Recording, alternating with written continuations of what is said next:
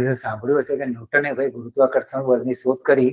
કોલંબિયાના બગીચામાં બેઠા બેઠા એને ખબર પડી કે ભાઈ સફરજન નીચે જ કેમ પડ્યું, ઉપર કેમ ના જોયું. તો આજે આપણે ચર્ચા કરશું ગુરુત્વાકર્ષણ બળ એટલે શું.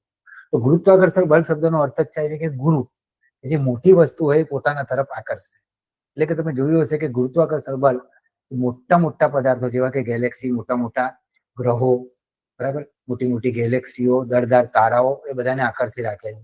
તો ગુરુત્વાકર્ષણ બળનો નિયમ શું કહે છે? ગુરુત્વાકર્ષણ બળનો નિયમ કહે છે કે જે પદાર્થ દળ ધરાવે છે, બરાબર, દળ ધરાવતા પદાર્થ એકબીજા પર આકર્ષી પ્રકારનું બળ લગાવે છે. અને આ આકર્ષી બળ કેવું હોય? તો ન્યૂટનના નિયમ પ્રમાણે આ આકર્ષી બળ તે બંને દળોના ગુણાકારના સમપ્રમાણમાં અને તેમની વચ્ચેના અંતરના વર્ગના વ્યસ્ત પ્રમાણમાં હોય છે. એટલે કે ગુરુત્વાકર્ષણ બળને આપણે એફજી તરીકે દર્શાવીએ તો આ બળ કેવું હોય કે એ બળ એ બંને પદાર્થોના દળોના ગુણાકારના સમપ્રમાણમાં અને તેમની વચ્ચેના અંતરના વર્ગના વ્યસ્ત પ્રમાણમાં હોય. જ્યારે આપણે પ્રપોઝલનો સિમ્બોલ રિમૂવ કરીએ છીએ ત્યાં આપણે ગુરુત્વાકર્ષણનો કોન્સ્ટન્ટ એટલે કે અચળાંક જી મૂકવો પડે છે. આ જી નું મૂલ્ય કેવેન્ડિશ નામના વૈજ્ઞાનિકે શોધ્યું હતું. તેનું મૂલ્ય આવે છે 6.67 × 10⁻⁹ ન્યૂટન ઇન્ટુ મીટર સ્ક્વેર પર કિલોગ્રામ સ્ક્વેર.